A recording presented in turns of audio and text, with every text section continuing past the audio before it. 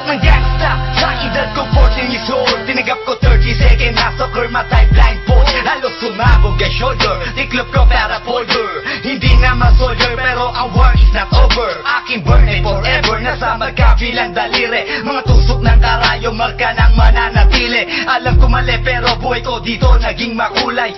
Bala ang alay para sa aming mga kaaway. Ang mawali sa minamahal, ako'y nakahanda na. May tempo ang kalaban ng edad, ihihito na. Pero teka muna, ito ba'y katotohanan? Mabigat na katanungan, ano bang pinaglalaban? Na dahil ba sa ganga buhay mo'y sa sakripisyo? Kahit alam mo nga hastong nga kulungan ng nicho. Ang peligro at bata sa buhay namin ay likas. Bawat luwang papasak, bala ang katumba. Gusto mo ba na sumama sa aming mundo na madama?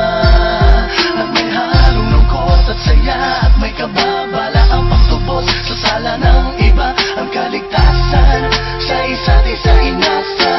Yan ang buhay ng gangsta. Yan ang buhay ng gangsta. Buhay ng gangsta. Lagi na lang umiinit ang aking ulo, o para bang gustong pasukin ang lahat ng gulo.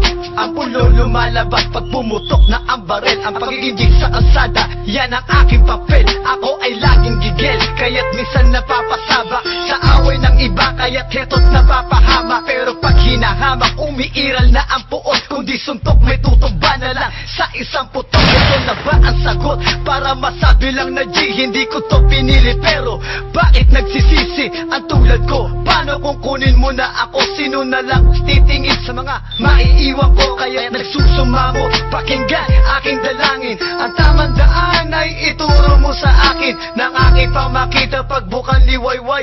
Darating din ang oras, kamay ko nang kumakaway. Gusto mo ba na sumama sa aming mundo na madama? At may halong lungkot at saya, at may kababala ang pagtubos sa sala ng iba. Ang kaligtasan sa isa't isa inasa. Yan ang buhay ng gangsta. Yan ang buhay ng gangsta. Buhay ng gangsta.